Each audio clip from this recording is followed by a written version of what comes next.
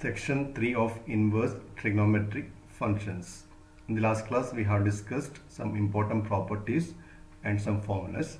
So today we can start this section with some problems. After that we can study new properties. So let us start with question number 1. Sin inverse of sin pi by 4. What is the value of sin inverse of sin pi by 4? For finding this value we should know one formula, that is sin inverse of sin x. What is sin inverse of sin x? Equal to x only if x belongs to closed interval minus pi by 2 to pi by 2. Okay, answer is equal to pi by 4 because pi by 4 clearly belongs to closed interval minus pi by 2 to pi by 2. Now what about second one? Sin inverse of sin 3 pi by 5. Is it equal to 3 pi by 5? Actually it is not equal to 3 pi by 5 because 3 pi by 5 does not belongs to the closed interval minus pi by 2 to pi by 2. So this question you have to change. So this one we can rewrite as sin inverse of sin. Instead of 3 pi by 5 we can write pi minus 2 pi by 5, right? What is sin pi minus x? Sin pi minus x is sin x. Therefore sin pi minus 2 pi by 5 is equal to sin 2 pi by 5. So this one is equal to sin inverse of sin 2 pi by 5.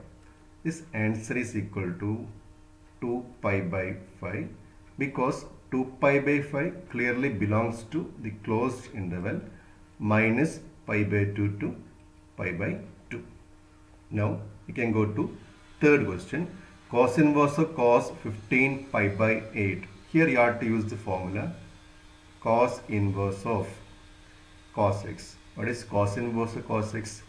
Is equal to x only if x belongs to the closed interval 0 to pi, which is principal branch of cos inverse. So 15 pi by 8, which is actually more than pi. So 15 pi by 8 does not belongs to this interval 0 to pi. So you have to change 15 pi by 8. So you have to rewrite this question as cos inverse of cos. 15 pi by 8 we can write as 2 pi minus pi by 8, right? 2 pi minus pi by 8 is 15 pi by 8. So here you have to use the formula cos 2 pi minus x. What is cos 2 pi minus x? Cos 2 pi minus x equal to cos x because cos is positive in fourth quadrant. So this one we can rewrite as cos inverse of cos pi by 8.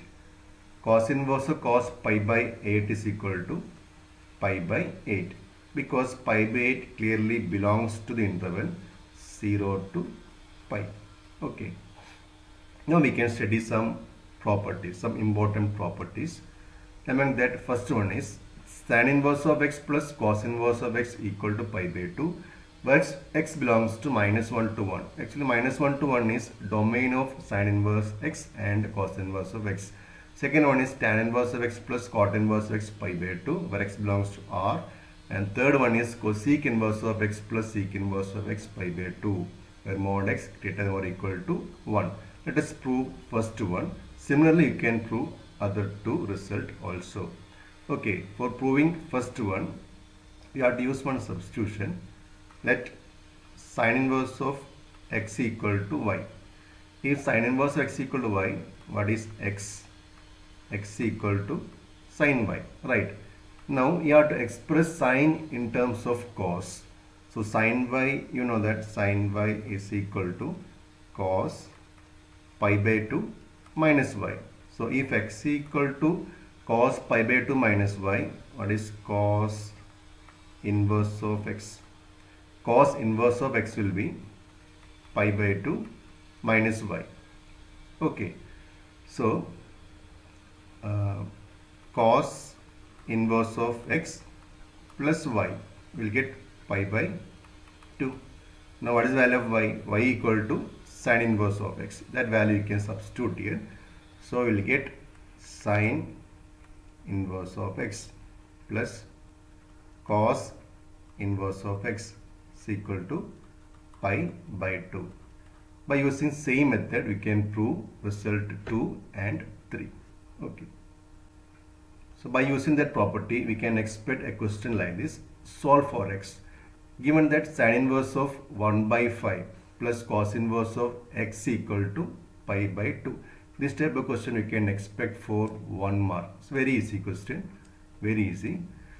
Solve for x means find the value of x. We know that sin inverse of x plus cos inverse of x is equal to pi by 2. So if these two angles are same, then sin inverse of x plus cos inverse x equal to pi by 2. So by comparing with this result, what we will have? Sin inverse of 1 by 5 plus cos inverse of 1 by 5 will be pi by 2. So value of x will be equal to 1 by 5. It's very easy. Okay. Now next property is very important property. Tan inverse of x plus tan inverse of y equal to tan inverse of x plus y by 1 minus xy if x into y is less than 1, and tan inverse of x minus tan inverse of y equal to tan inverse of x minus y by 1 plus x into y if x into y is greater than minus 1. So let us prove result 1. In order to prove result 1, you have to use two substitution because there are two different variables. So let us take tan inverse of x is equal to a and tan inverse of y equal to b. If tan inverse of x equal to a, what is x? X equal to tan a, and tan inverse of y equal to b means y equal to tan b. Now let us consider right hand side of this equation, that is tan inverse of x plus y by 1 minus x and y. Now substitute the value of x and y in this equation. So we'll get tan inverse of what is x? Tan a. Okay, tan a, and y means tan b will get by 1 minus x into y, that is tan a into tan b. Now what is tan a plus tan b by 1 minus tan a tan b? That is tan a plus b. Okay, so we'll get tan inverse of tan a plus b. Now it is very simple. What is tan inverse of tan x? X. So this result will be a plus b. Now we can substitute the value of a and b. What is a? A equal to tan inverse of x and b equal to tan inverse of y. So this result will be tan inverse of x plus tan inverse of y. So tan inverse of x plus y by 1 minus x into y equal to tan inverse of x plus tan inverse of y. Similarly, you can prove result 2 also. Okay. Now let us do some problem based on last result, that is tan inverse of x plus tan inverse of y equal to tan inverse of x plus y by 1 minus x into y. So question is this one. Show that tan inverse of 1 by 2 plus tan inverse of 2 by 11 equal to tan inverse of 3 by 4. So first we can write the formula. Tan inverse of x plus tan inverse of y. This is equal to tan inverse of x plus y by 1 minus x into y. This formula we can directly apply. Therefore, tan inverse of 1 by 2 plus tan inverse of 2 by 11. This will be equal to tan inverse of 1 by 2 plus 2 by 11 by 1 minus 1 by 2 into 2 by 11. This bracket you have to simplify. So we'll get tan inverse of Find LCM. 11 plus 4, we get 15 by 22 whole divided by 22 minus 2, that is 20 by 22. So you can cancel 22. This is equal to tan inverse of 15 by 20, that is tan inverse of 3 by 4, which is our right hand side. Okay, now next question. Show that sin inverse of 3 by 5 minus sin inverse of 8 by 17 equal to cos inverse of 84 by 85. Our formula was tan inverse of x plus tan inverse of y, or tan inverse of x minus tan inverse of y. Here this is in terms of sin inverse. So in this case, first method is you have to convert sin inverse to tan inverse and this cos inverse to tan inverse. That method I will tell first, how to convert sin inverse to tan inverse. For that, you have to take one substitution. Sin inverse of 3 by 5 equal to x. Then what about sin x? Then sin x will be 3 by 5. So by using right angle triangle, we can convert sin inverse to tan inverse. So x, sin means opposite side by hypotenuse. So by Pythagoras theorem, this angle, this side will be 4. Okay. So from this result, we'll get tan x. What is tan x? Tan x equal to 3 by 4. So x equal to tan inverse of 3 by 4. So here x is tan inverse of 3 by 5. Our same x is tan inverse of 3 by 4. That means sin inverse of 3 by 5 is equal to tan inverse of 3 by 4. Similarly, you can change sin inverse of 8 by 17 to tan inverse. For that, you have to use another substitution, that is sin inverse of 8 by 17. You can take it as y. So what we'll get? We'll get sin y.